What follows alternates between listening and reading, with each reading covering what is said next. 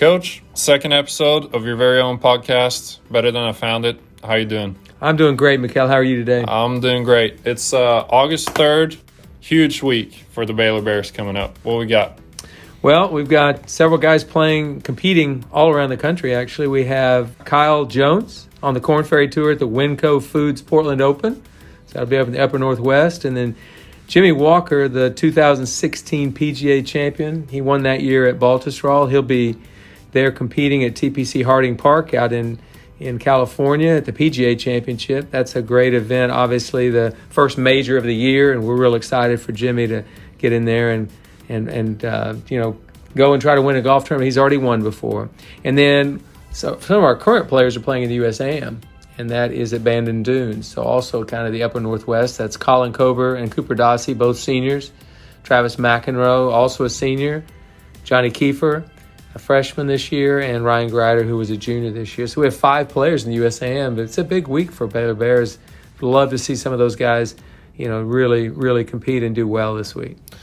Yeah, look out for their names and watch them on the telecast. Do you know if the USAM will be on TV this year too? It will. I just don't know the days or times. Yeah, definitely. So that starts on Monday the 10th. Those 5 guys from our current team place there. So we're excited to see all of our Baylor Bears play.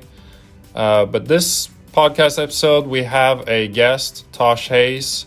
He came in town to hang out with you, Coach McGraw, and hung out a little bit with me as well. Really great guy, talked a lot of coaching, shared some stories, and so we decided to sit down and record a podcast. Very first guest.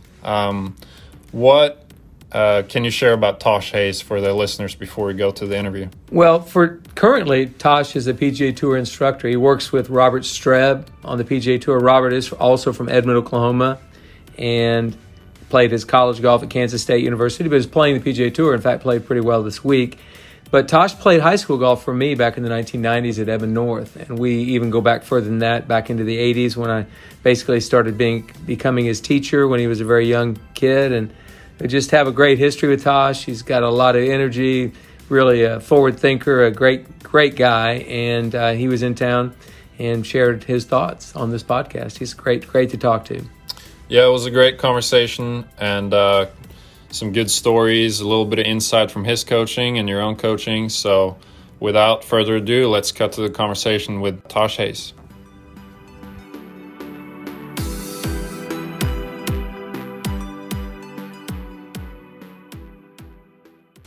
Okay, Tosh, you and I have a long history going back a little more than 30 years. So welcome to my podcast here. Hey, I'm honored. This is the second one, right? It is, yeah. This is very new to me. I've kind of entered into the podcast world, but I'm loving every minute of it. One thing about it, your guests can only go up from here. Well, I think you'll be just fine. Honestly, I do. You've got as I recall, when I coached you, all those years ago, you had a great sense of humor and very smart kid too as well. So, but welcome to a podcast. Great to have you today. For those out there listening, Tosh played for me back in the 1990s at Edmond North High School, and I coached him in golf earlier than that before he got to high school. Well, let's be fair. That's why I switched to Edmond North. I mean, and look, it was, and I'm honest with people about it to this day. I loved OCS. We had just got done winning a state championship at OCS, but the Edmond High Schools had just split up, and you had just taken the job at North, and the opportunity to get to play for you. You had taught me how to play. And so the opportunity to get to play high school golf for you was just an opportunity I could not pass up. Well, and it was a pretty good opportunity for me to get the best junior golfer in the state to transfer into my district. Those were the down years as Oklahoma junior golf. Well, pretty down, but that's okay. It was kind of an interesting thing. I remember very well the day at Kickingbird Golf Course when you came in and you met me in my office, which my junior golf office at Kickingbird was a closet underneath a stairwell, but I made the most of it, but it was great. But you came in and you said, Coach, it's official, my mom and dad have agreed, and I'm transferring from OCS to Edmond North this fall. And I just thought that was the greatest thing. Knew we had a good team anyway, but that solidified it. We were going to have a great team at that point. And you might remember this, but one of the reasons that was a super hard decision for me is I at the time was having a real big phobia of public speaking. And look, I actually thought going to Edmond North might actually make it worse. But looking back, it was one of the best decisions I made because it helped me get over that. It helped make me feel more comfortable in those situations. And the move to Edmond North was a great life decision. Yeah, it was good for you because I remember before that, if we were going to order a pizza out at the golf course, you didn't want to call the pizza place because you'd have to talk to an adult. That was a rough go. It was a rough few years of school there. But I do remember you telling me that, and then about 30 minutes later, you said, "Hey, by the way, Coach, I really been struggling a little bit with my putting. Is there any way you could come out and watch me hit a few putts?" And so this would be like, I don't know, a college golf coach getting a commitment out of the number one player in the country, and they've got this great relationship going, and it's an awesome deal. And yes, I'd love to help you out. And then we went out onto the putting green, and I don't know, I probably worked with you for 10 or 15 minutes and gave you a few tips or a few pointers, and whatever I was saying wasn't working for you, and you were just moping and whining and just upset and angry.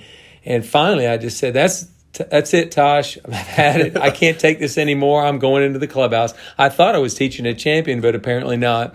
And you came in to my office maybe. Of course, that was a little cubby hole in a closet underneath a stairwell. You came into my cubby hole closet and you said, "Coach, I'm so sorry." And I said, "Well, yeah, I just wanted you to know I don't want to deal with that. That's not what you're going to be able to do when you're on my golf team." So I thought that was an interesting caveat. Because what's sad is that's not the only time that you had to get on to me as a young player. No, that's really. Are you talking about the Texas-Oklahoma Junior? Absolutely. People still don't believe this really happened. Well, people are also going to get an idea that you were just this little entitled, whimpering, whining little kid. You weren't that, but occasionally you got a little dark. Absolutely. So absolutely. In 1991. You were wanting to go play the Texas-Oklahoma Junior. What a great junior golf tournament, about 800 kids on several different golf courses. And you were going to test out your skills against the Texas kids. And there were a lot of good junior players in Texas. And so your parents gave me a certain amount of money, I don't know what it was, to drive you down there, to stay with you, feed you, get you to and from the golf course, to caddy for you. They paid me some money to make the whole trip. It was a very lucrative week for me financially. But also a good week for me. You were only 13, so this is way before you ever got to high school. And I remember we were playing the third round. No, it was the second round. Second round at Weeks Park Golf Course. Front nine. And played the back nine first, so it was the front nine, number 1, but it was a 10th hole. It was a drivable par 4. You could actually drive it on the green, but the bail was just to miss it right of the green because there was a water hazard left. And just to preface this, the first round I'd shot 79. I doubled the first 3 holes, but we'd started making a little bit of a comeback. You were doing good. A little bit of a comeback. Hanging in there. Yeah. And he knows he's kind of in the hunt well before live scoring or scoreboards. And he hits this beautiful tee shot, and it kind of has a little draw, and it takes a couple of hops left and goes in the hazard. You are moaning and whining and griping and just being a little baby all the way down the fairway, and I've just about had enough here. So with the reality, he could still get the ball up and down. Just take a drop, get it up and down for a par. You're at the fringe. I was not thinking that way. No, you weren't in that frame of mind at the time. And so what happened was you chipped it up there to about 5 feet and missed the putt. So now you're actually at the point of almost, I'm not sure you said a cuss word, but you were in a rage. So you're walking over to the second tee box, the 11th hole. And I just put the bag down and started walking up the hill toward the clubhouse. And you didn't even notice until you got on the tee, and you see your bag and you don't see me. Where is he? And you look around to the left, and there I am walking up the hill. I hadn't said anything. I had to tell the other guys in the group, hold on just a second. Hold on. Because they had caddies also. I've got to go shag my caddy here. I got to pick up my caddy and bring him back. I had to literally tell them, okay, just give me 1 second here. So he runs up the hill. Mike, well, I don't think you called me Coach McGraw because I wasn't your coach. Hey, Mike, what are you doing? What are you doing? I said, well, Tosh, I'm not carrying a bag for a kid that acts like that. There's just no way. That's ridiculous. That's embarrassing. I'm not doing it. I promise I'll get it together. This won't be a problem. I'll get it together. Well, you got it together because at the threat of having to carry your own bag is what I think it was. Yeah, probably had a little bit with it. The final round the next day we played at River Creek, which was kind of a little outside of Wichita Falls. and you were playing with Edward Lohr and Craig McAlpine, the two best players in Texas. In Burke Burnett, Texas. Texas. Texas Chainsaw Massacre was filmed, by the way. I did not know that. Absolutely. Okay. Well, it was a massacre, and Edward Lohr and Craig McAlpine were the guys that got massacred because you beat them that day. That trophy was as tall as you were. Crazy how big it was, but that was a good memory for me. But, those are a couple of the occasions where I felt like it's more important for me to be direct with you. And honestly, that was out of my wheelhouse in those days. I wasn't all that direct with people. I don't know if I just thought maybe Tosh can handle it, or if this is such a case where he really needs it.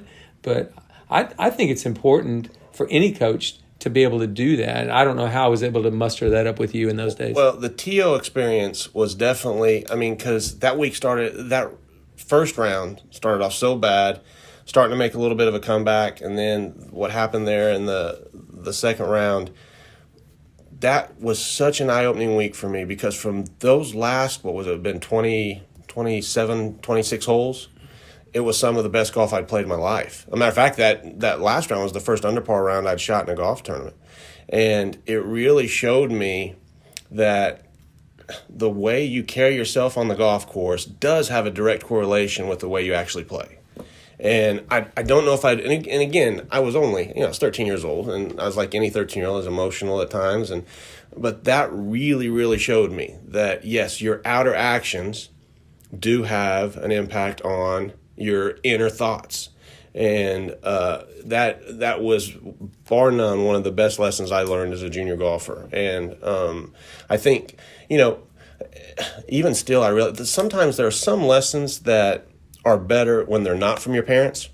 And that there's some things that when you hear it from your parents, you're just not going to buy into as much. And those type of lessons that you taught me, and again, these are some of the bigger lessons that we're talking about, but being around you on a daily basis, back then, I couldn't, it's hard to put into words, but back then I wanted to be around you every day. And I don't even know if you know this, but at Kicking Bird, the course where, we were at the time, I actually started getting the nickname from the other kids who were a little bit older. Remember, I was 12, 13, from some of the older 15, 16-year-olds. They actually started calling me Little Mike.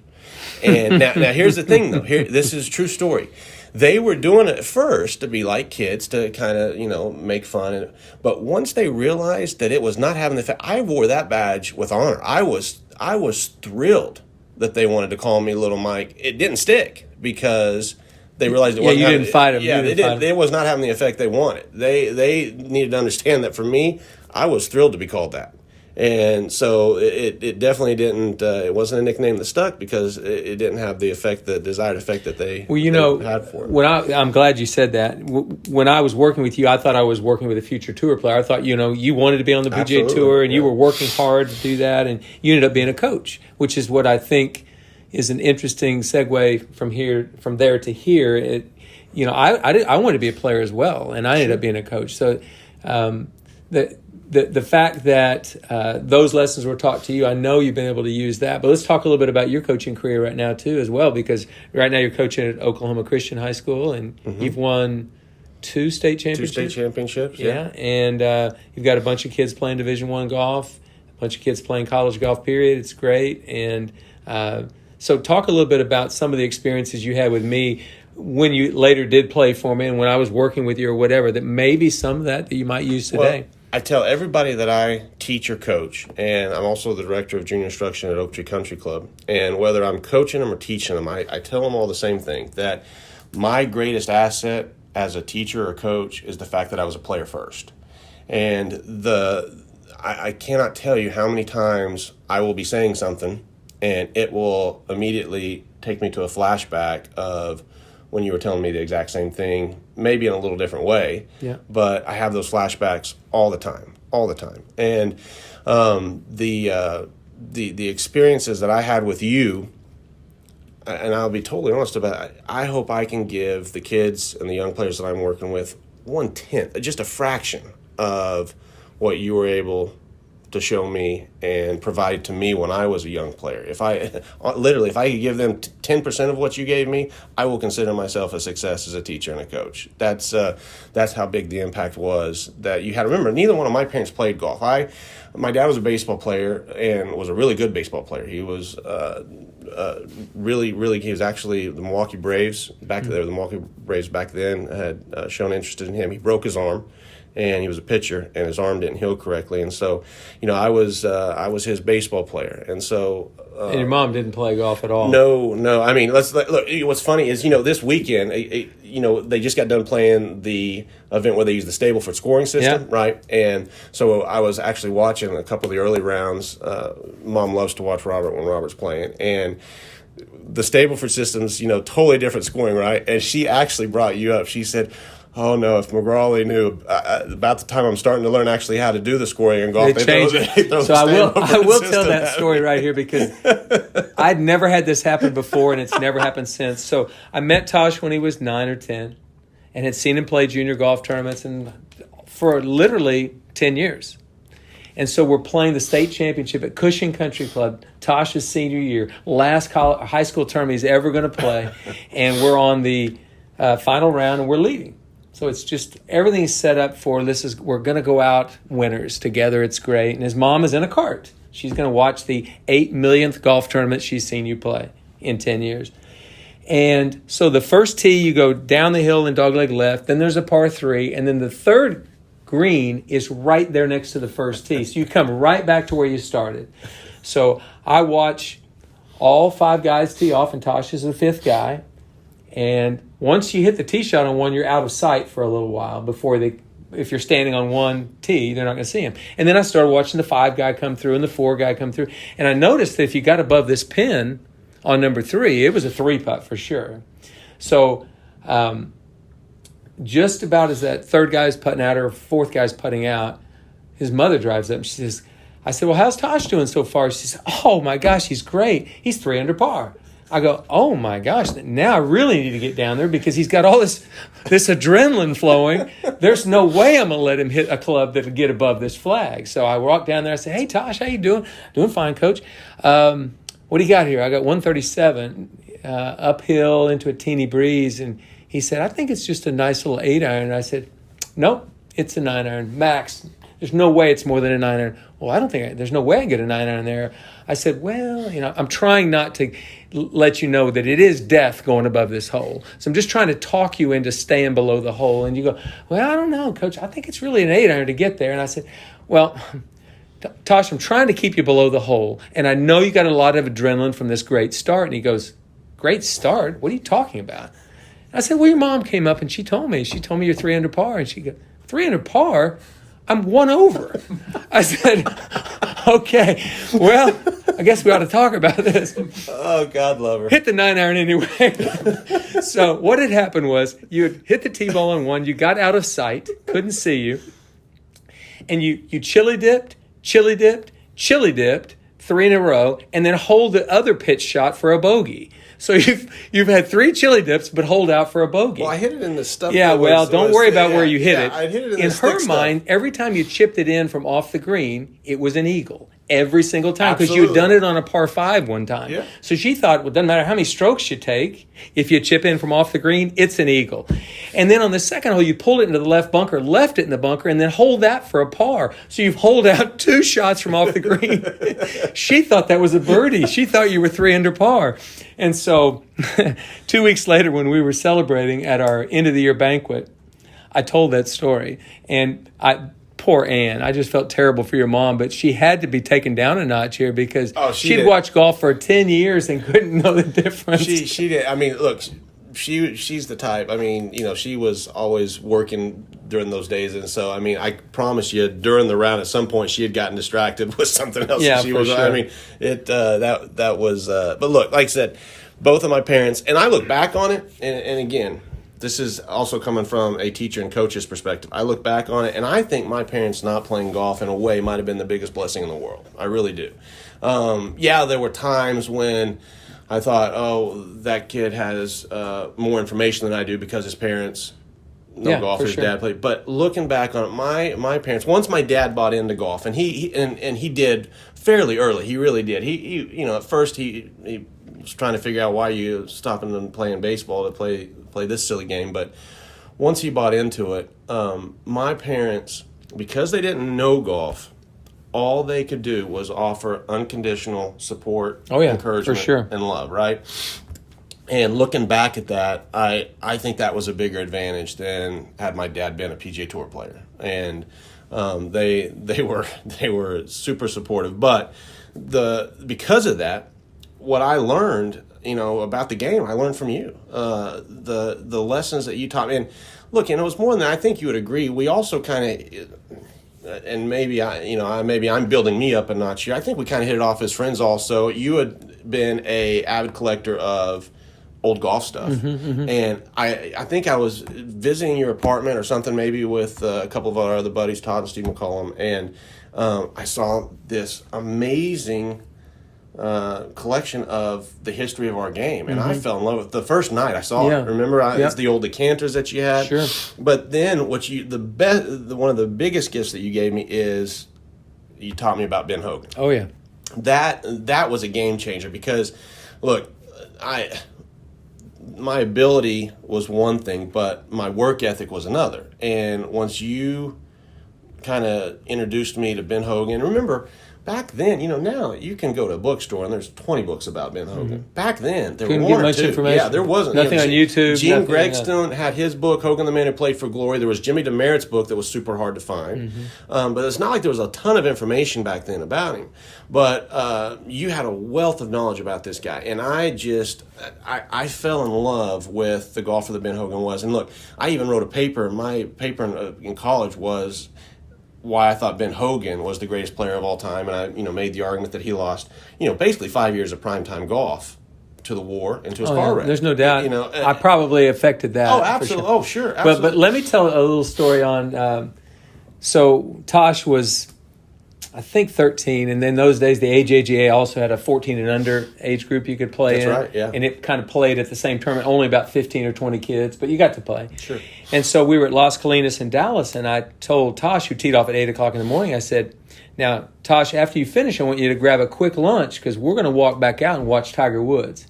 Why would I want to watch Tiger Woods? I said, because he's going to be the greatest junior golfer ever. You need to see this. Yeah, but you couldn't even understand why I should have you go out there and watch him. Well, can I explain that? And I've explained it because people have asked me, because Tiger was older than me, so I never had to play directly against him. But he was at probably 4 or 5 tournaments that I played at. He was there. Matter of fact, I got some pictures with him at trophy presentations when after the event.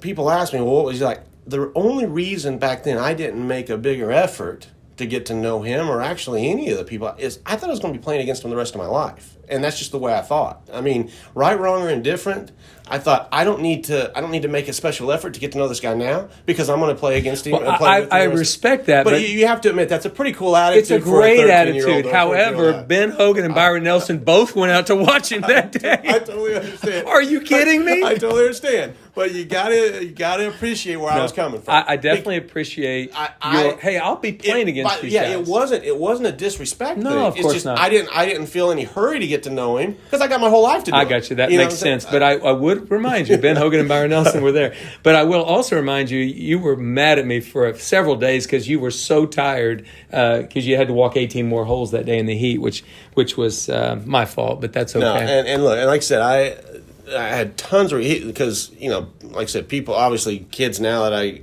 coach, they want what was Tiger like as a junior, and I said, well, I wasn't around him that much. He was quiet and shy, but I didn't make a huge effort, and not just, by the way, it wasn't just Tiger. Other players that are playing on tour now, that I just, again, it wasn't. It was just I thought I had plenty of time. I was going to be playing with them forever. Well, I was always trying to give guys another experience, and I thought if there's we were playing in Abilene, Texas one time in the mid-'80s, late 80s, 87, I think 88, and I had my guys down there competing, and I actually remember going over and following Phil Mickelson when my players were over on the other 9. It's like, I want to see this guy hit a golf shot, and it was pretty amazing to see that. But I was always trying to give them other experiences that I thought would enhance what you were doing.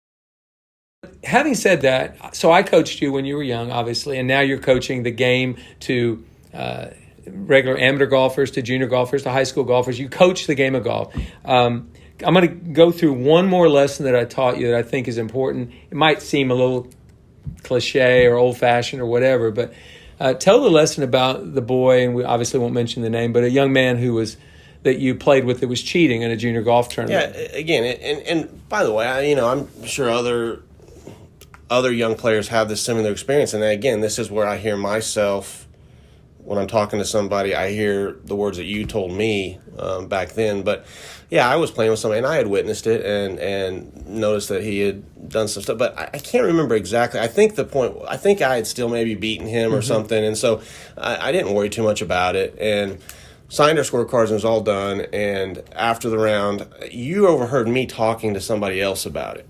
And I mean, you could not have pulled me up from that chair fast enough and taken me into a side room, and you tore into me. And again, I was 12, 13, I was a kid. You learn these lessons.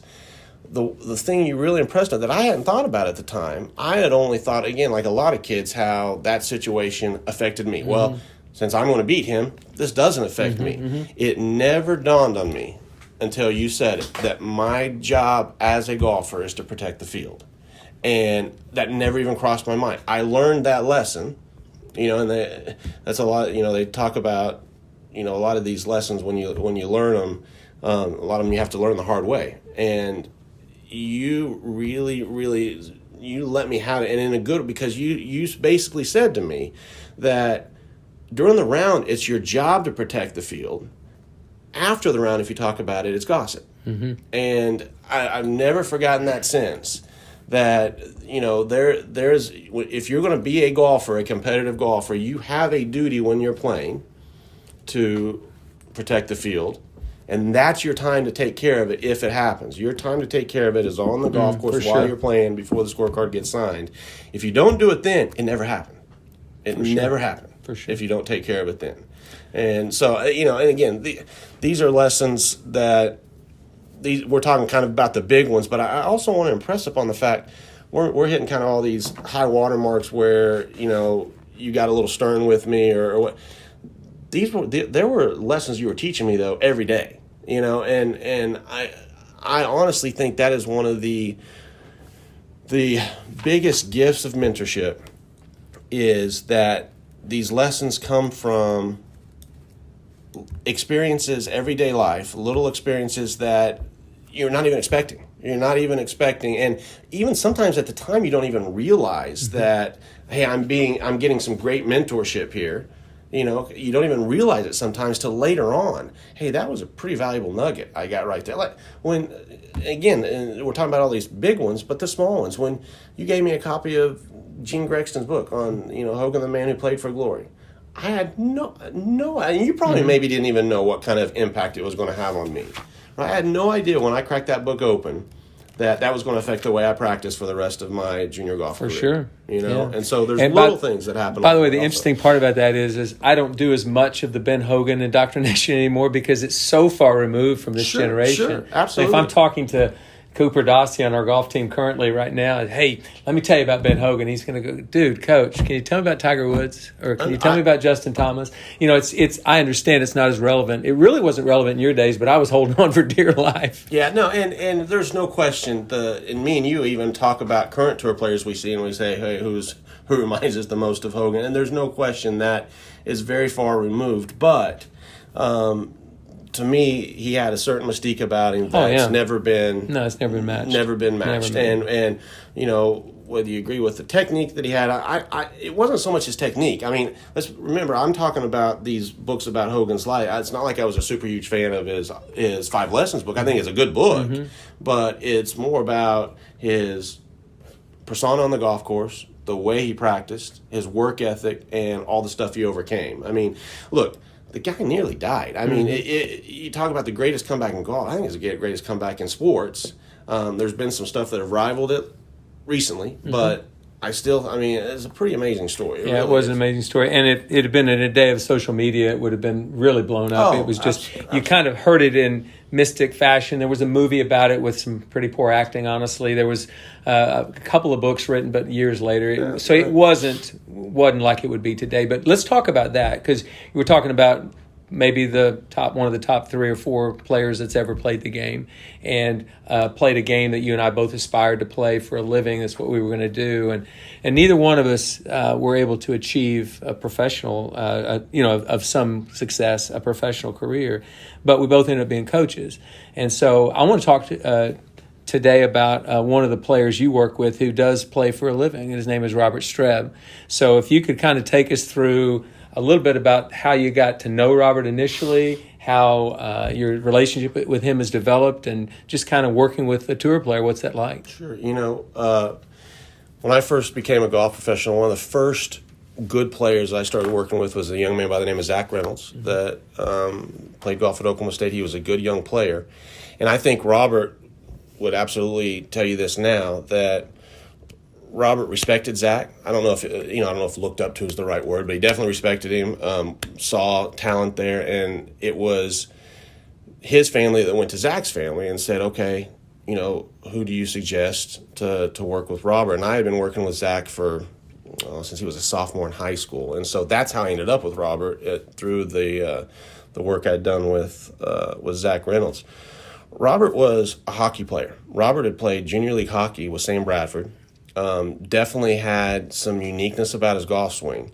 But again, one of the best things that you always kind of stressed when you were working with me, and again, it's not like you had to say this, it was just the way you taught, it's what I learned, that less was more. And thankfully that carried over to me as an instructor. And so Robert did a lot of unique things. He used a 10-finger grip that, again, I looked at the grip. And he still does. He still does, yeah, he still does. But if you just look at his hands without him lifting the club up, his hands look fine on the golf club. They look just fine to me. And look, there had been other players, everybody knows of the Bob Rosbergs, 10 fingers. But I had played junior golf with Ed Lohr, and Ed Lohr used the 10-finger grip. And Ed was one of the best ball strikers. I mean, Ed hit it great when we were junior golfers. It's fantastic. And so I just saw no reason to mess with his grip. And so really let a lot of Robert's natural ability kind of guide us what we did with his golf swing. And look, Robert, in high school, Robert was a nice player. But, I mean, you look at the players that was on his high school team, there were times he wasn't even the best player on his high school team. And then he went to college, gained some distance, but the biggest thing he gained in college was confidence. He really, really did start seeing, hey, you know what, I think I can play this game a little bit. And really got good in college. Were you still working with him all that time? All that time, yeah. And I'd been teaching at Kicking Bird, and I left Kicking Bird to take the director of the program director for the First Tee of Oklahoma City. And I wasn't teaching quite as much because I was working that program, but I still had several players that I was working with on a regular basis, and Robert was one of them. And Robert just kept having success. And, it's like a snowball going downhill. The more success that he had, the more it helped his confidence. And one of the things I'm most proud about with Robert is we never overcomplicated things with his golf swing. Look, Robert doesn't want to. Robert, again, you have young players ask, well, okay, what's it take to get on the PGA Tour? What's it take to play at that level?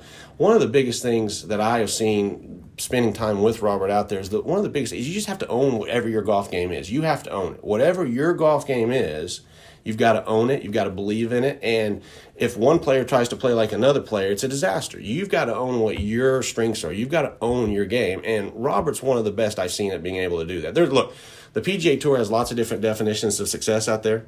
And I look at Robert, he's getting, 8-9 years on tour, and he finished 5th yesterday. He did, he started off kind of slow yesterday, but he finished great with several birdies, and had a Robert, like any any professional career, he's had ups and downs, but he is really, really, every time Robert's back's been against the wall, he's always responded. And that says a lot about, look, I think one of the greatest things for him as a golfer is that he played hockey before, because he knows what being tough is all about, right? I mean, he played a sport where you have to be tough to play. And I think that's actually served him well as a professional golfer. He's super, super tough.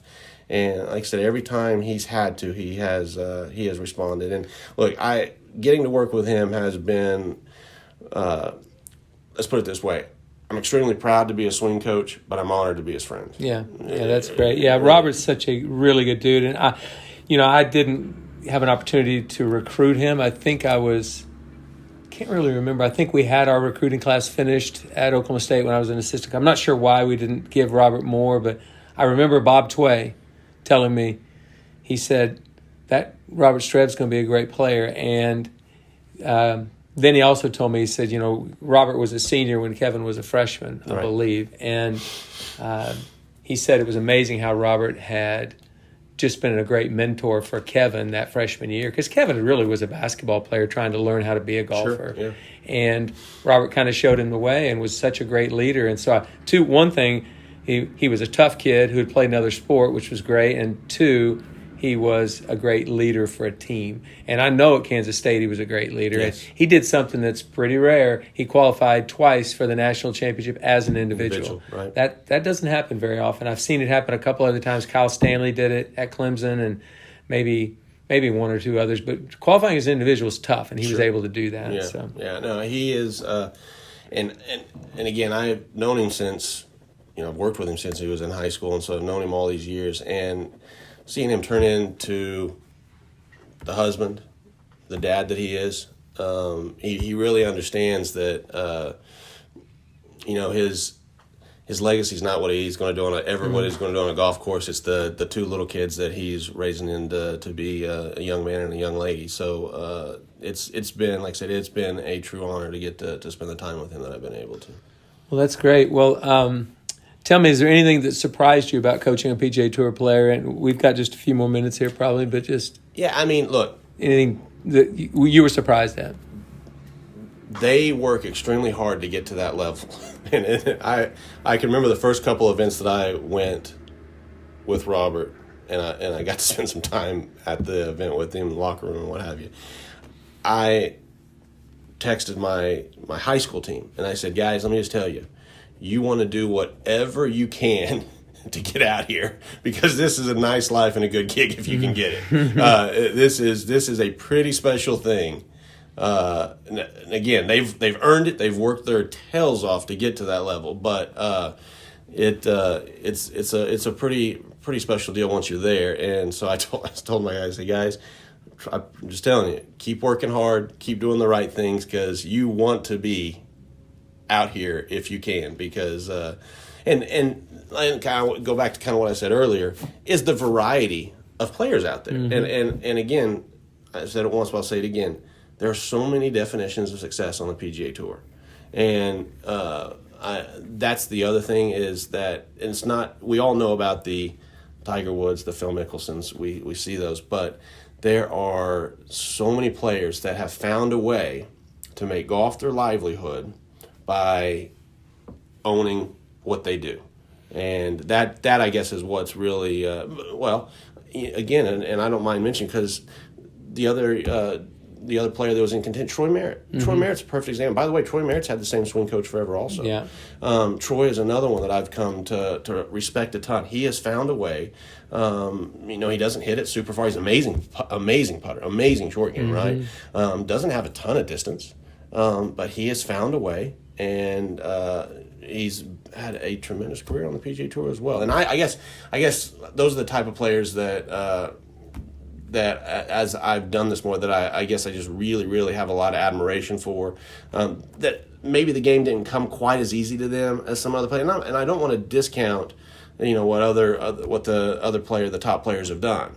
But these guys, I don't know if you want to call them maybe kind of the blue collars of the PGA Tour.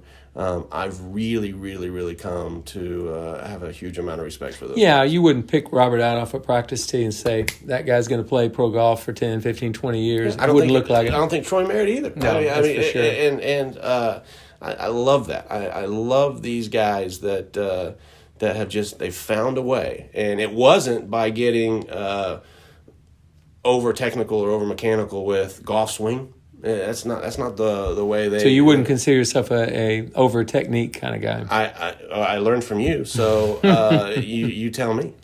Well, I would say if I gave you any sort of skill for teaching the game of golf or teaching the golf swing, it was less is more, like Absolutely. you said earlier. And by the way, as a instructor, I know I lose students because of that. I mean, there's no question. There are going to be times I'm going to lose students. But the thing is, if I tried to teach a way that's not true to myself, I'd be a disaster as a teacher, right? I have to teach, just like players have to own their golf games, I have to own the way I teach also.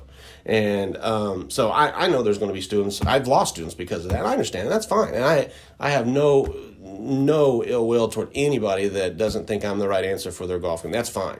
But I have to stay true to what I believe. No, that's good. I don't believe I'm the answer for everybody as far as being a college coach. I'm not that for everybody, but I am that for some people. Yeah. And I think that I've always said this, and I believe it, and I think it goes with the less is more from earlier. But there's a real genius in saying less and doing less and getting more out of it. Sure. There's a genius in there. And so you've taken Robert, who has a unique action, a unique move, and you've allowed him to continue to be an athlete that he was before, and you've allowed him to continue to play pro golf. You haven't impeded his progress. He's done great, and I applaud you for that, because it's kind of difficult to get to that spot, because sometimes you have to check your ego, and Sure. you do. So, well, I've really enjoyed having you here today. This has been great catching up, and I apologize for some of the stories I told on you, but as I said, if I had a 20-hour podcast, we could get to all of those if we. Hey, I have no problem us talking about those, because again, they help shape me, and hey, I was a kid like anybody else. I was an emotional kid, and but I learned those lessons, and I do think if you say anything about it, I did take those lessons to heart, and I like that. By the time when I would learn something, I'd really take it, I'd apply it. And really would learn from it. And I also remember you being pretty mad at me at times, but that was okay. At times, came with the territory. But that's what it was when I considered you like family. Yeah, and when you with family members, you're going to have times like that. You really are. And but I just cannot stress enough. Every single man. Remember, just when we would get to go on those little antique excursions, right? Every single moment that I got to spend with you, I knew I was really blessed and fortunate. Those were great days. I appreciate that. Well, thank you, Tosh, for coming on the podcast today. This was great. This was awesome. I think you're doing a lot of what the title of this podcast is called. It's called Better Than I Found It. And I appreciate all you're putting into the game of golf and all that you do for golf. It's been an honor. It really has great. been. Well, thanks, Tosh. Absolutely.